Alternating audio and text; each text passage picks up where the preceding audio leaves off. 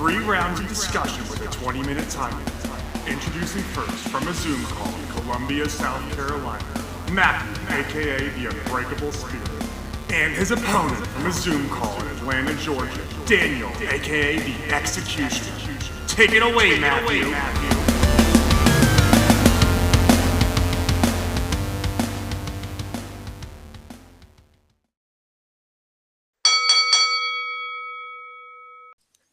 Thank you, Jesse, for that wonderful introduction. Hello, everyone. Welcome to another edition of At Odds with the Unbreakable Spirit And the executioner, Daniel Travis.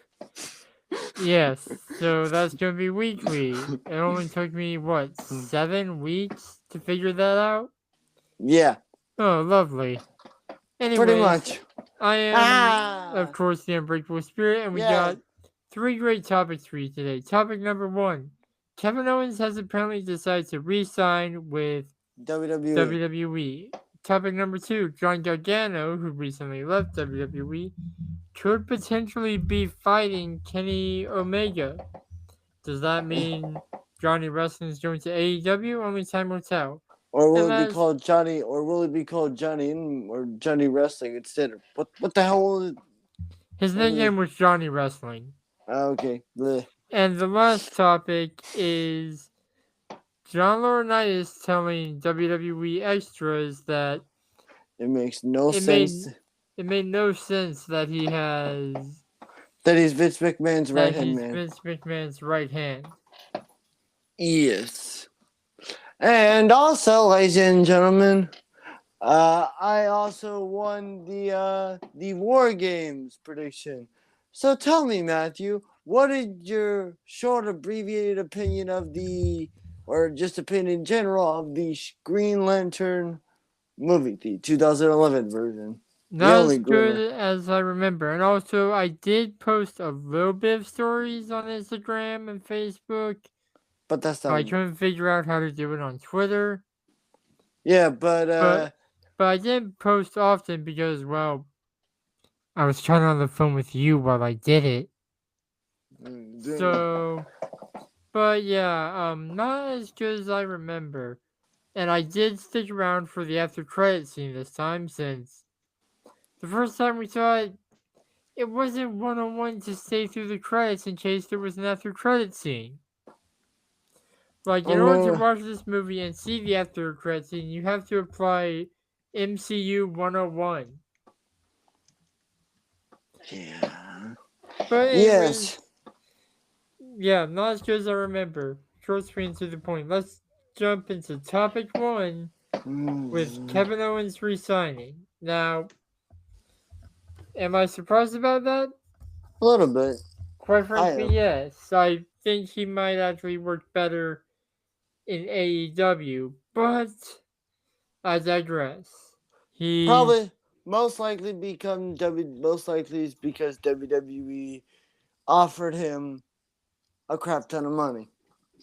Yeah. Now, does this change the opinion of Day One, and is KO gonna win or not? Yes, because don't forget, folks, Day One was originally going to be a 101, then became a triple, and now became a fatal 4-way. Yeah, I was actually watching Raw when it became a triple threat, and I was like, Rollins, you idiot! Yeah. Rollins was just a doom cough there. Yes, which means shithead. No, that means dumbhead. Shizakov is shithead. Yeah, I think Kevin Owens re-signing, I don't know if that affects his chances of winning the WWE Championship, but it probably helps his chances of winning. Yeah. And I know, like, it's just like, I almost feel like we could have seen this coming in a way. What do you mean? Like, with him being added to the triple threat, why would he not re-sign on a new contract? I mean, unless they wanted to pull like some sort of CM Punk thing in Atlanta, winning the WWE contract as your, around the time your contract expires, sort of thing. Yeah, but like, do we know if it's like a fully fledged contract or if it's just an extension? Oh, it's a brand new damn contract. Yeah, which is why, like, I feel like as us being fans since like 2009, 2010, we should have seen this coming. Yes, but the thing that I think that I'm glad that this match is, I don't know, it's going to be interesting that this match is a fatal four-way, but I find it kind of weird is that earlier that night on Monday Night Raw, that they had the brilliant Bobby Lashley had to go through 3 people, which he did, but I find it kind of weird that it's like that Big E should have taken Kevin Owens and Seth Rollins' help to make sure that it stayed a triple threat match. So wait, it's now a fatal 4-way, right? Yes, it's a fatal 4-way, but if I were Big E, I would have taken Kevin Owens and Seth Rollins' help to make sure. Yeah, and like that was a dumb move on Big E's part, considering the fact that for multiple years he was a part of the New Day. I mean, okay, here's a hot take for you, ladies and gentlemen. Big E is an okay WWE champion, but it's just, I feel like sometimes he's still a little bit too goofy from his days in the New Day. I thought I was about to say, are you finally starting to accept the power of positivity? Hell no! Yeah, shouldn't have gotten my hopes up. I would have said it's a holiday miracle. Yes, but Big E as WWE champion is interesting, but if in my opinion, well, I know it's going to be every man for themselves at day one. Honestly, I think everyone should just should beat the crap out of Lashley and then go up to beating the crap out of each other. Yeah. Because it's every man for themselves. Yeah. Which is probably why Big E didn't take the help. He may have thought these guys are not only gonna attack Lashley, they might attack Lashley first, but that would make him win the match. And after they attack Lashley, they might attack me to lessen my chances of winning. Yeah. I haven't held a title since I was the Intercontinental Champion, at least a singles title. I want to keep this as long as I can. This is the biggest prize in the company I'm currently contracted to. Yeah, but the thing is, here's a question before we end this topic. Will Big E WWE title reign end the exact same way as Kofi Kingston in a matter of 10 seconds and then completely forget about it? I highly doubt it, considering Kofi was fighting Lesnar, not Lashley. Fair enough, but yeah, I think that Kevin Owens has a chance of winning the title, but considering it's a fatal 4-way, anything's possible. And we're gonna take a quick break.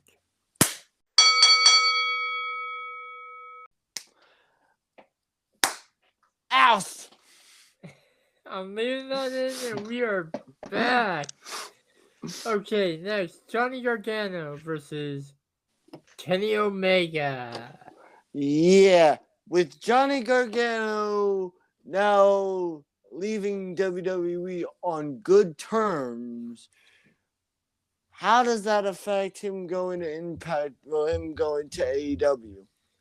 Yeah, and like John Gargano is officially gone from WWE, guys. And like apparently to make money now, he started up Twitch and he's on Pro Wrestling Tees.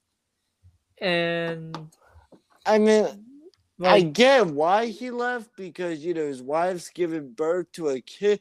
But if you ask me, it makes sense. But it's also like, but how you gonna make money? that's where the Pro Wrestling Tees comes in. Yeah, fair enough. But Johnny Gargano versus Kenny Omega, I will look it up later, but I don't know if this match has ever happened. But if it did, it would probably be fire. Yeah, because both these men are like top tier workers. Yeah, They can put on classics. Didn't Kenny Omega get like, according to Dave Meltzer, a 6-star match on like multiple occasions or something? Yeah, just one. I think just one time. But I know that this is sort of off topic, but you know what? Never mind. What I was gonna mention the whole random beginning to Rampage and how that weird start to a tag team title match, but that's not important. Full disclosure, I did not watch Rampage. No, I'm talking.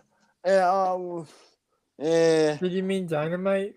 No, I'm talking about remember the Rampage that started with that random tag team title match and both teams were already in the ring? Oh wait, are you talking about last week? Yes, last week. Yes, that jogged my memory. Which I will say that is a topic. Like, what the hell? Yeah. I know we're supposed to be talking about Gargano and whatever, but we just had to get that off our chest, people. Yes, for those of you that don't know, and I like in my 10 plus years of watching professional wrestling, ladies and gentlemen, I need to get this. I've never seen both teams get a jobber entrance for a tag team title. Well, that took some time off the topic we're supposed to be talking about, so let's get back on track. Well, okay. It's kind of on, but it's kind of off. I mean, it's related to AEW, but anyway. But yes, Johnny Gargano versus Kenny Omega.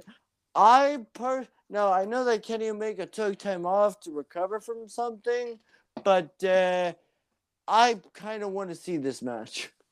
I do too. It would slap. Honestly, it would.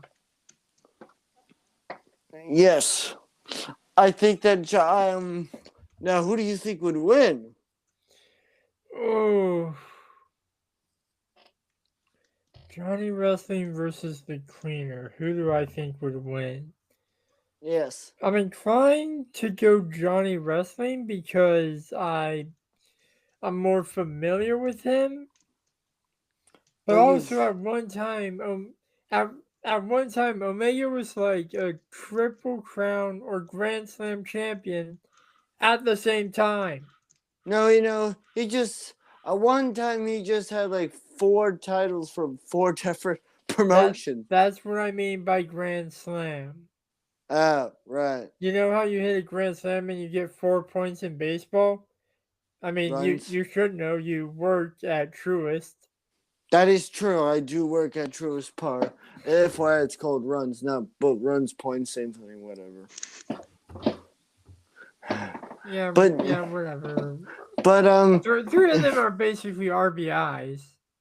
Fair enough. But yeah, I think that the Kenny Omega match versus Johnny Gargano would be straight fire, but who would be the baby face if this match were to happen? Well, is Kenny a babyface or a heel right now? I can never tell with AEW. Yeah, agreed.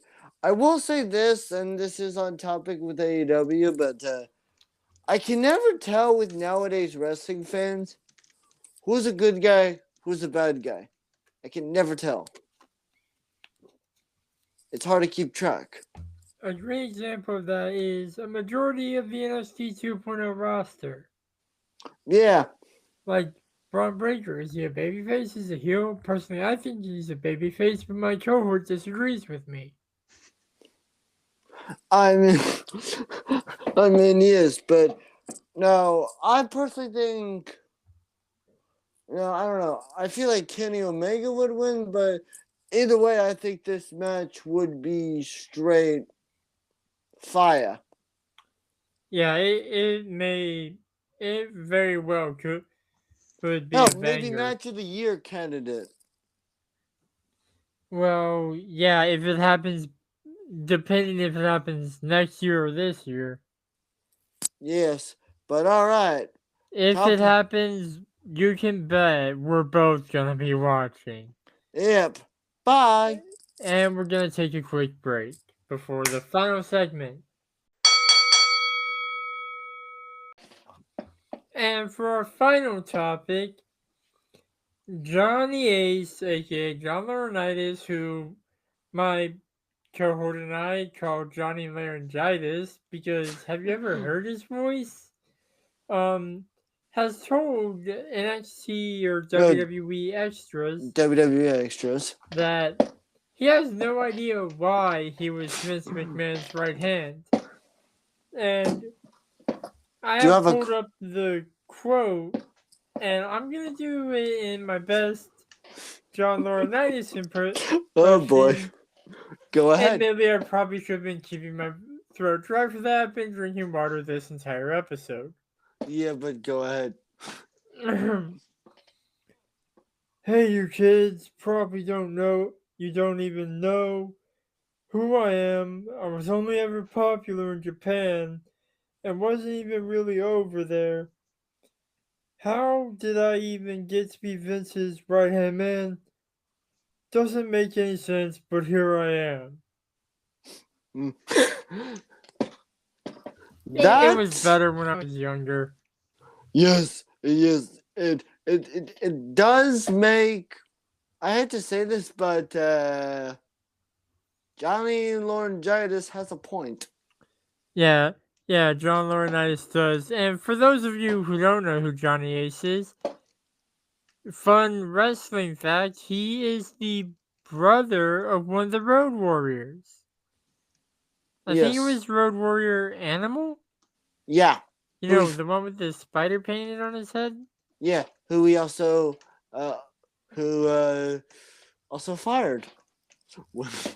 Yeah, it's bro, you're sorry, I'm the executive VP of talent relations, like, but it's out my hands. People power. Where do you go? Yeah, that was before people power, everyone. But yes, I can't. This is utter insanity. Okay, but him saying that he's Vince McMahon, that it makes no sense that he's Vince McMahon's right hand man, does bring a valid point. It's why? Because what? Because he actually knows what a wrestling business is, even though he's probably the guy who's responsible for firing all those talent that were released over the past 2 years. He was, at least at some point, I don't know if he still is, the executive vice president of talent relations in WWE. Yes, because ladies and gentlemen, for those of you that don't know, he used to be the Raw and SmackDown general manager. Yeah. At least in storyline terms. Storyline terms. Yes, but Johnny Gargano, but him being I don't know. What do you think, Matthew? Honestly, Yes. I gotta give it to Johnny Ace. He's right. Really? He wasn't even popular in the U.S. He was apparently popular in Japan, but even then, he wasn't really over there. Yes. Which, him being over with the fans is just sort of... I mean, Japan is a very different wrestling culture than Yes. I personally think that him saying, I hate to say this, but I don't know. It's weird. Him being Vince McMahon's right-hand man, I've always sort of found odd. I've never really understood why. Yeah, and like that may remain a mystery forever because according to the quote, not even John Laurinaitis knows. Yeah, when she's like, "Hey, you expect If me the to man know?" who is your right hand doesn't know why he's your right, you're That doesn't doing make something that. very confusing to the normal person. Yeah, normally someone in any sort of media who's the right-hand man knows the reason why they're said person's right-hand man. Like, it's like if you're working for a major company and you're the person's right-hand man, but you have no idea why you're even that person's right-hand man. Yeah, like I hate to bring it. I hate to bring the mouse into this, but in the musical Hamilton, he was Washington's right. But back on topic, Laurinaitis doesn't understand why. Yeah. And that's somewhat baffling. Yes. The fact is that John Laurinaitis has absolutely zero idea of why the hell he's Vince McMahon's right hand man. Is just what? Surprising. Yeah, that was Travis doing a better Stone Cold impression than I can do. What? What? Anyways, that's all for this episode. We're out back next week with more debate. But until then, the Executioner and the Unbreakable Spirit will still be at odds. Peace out, losers. Bye. Subscribe. Like our Facebook page.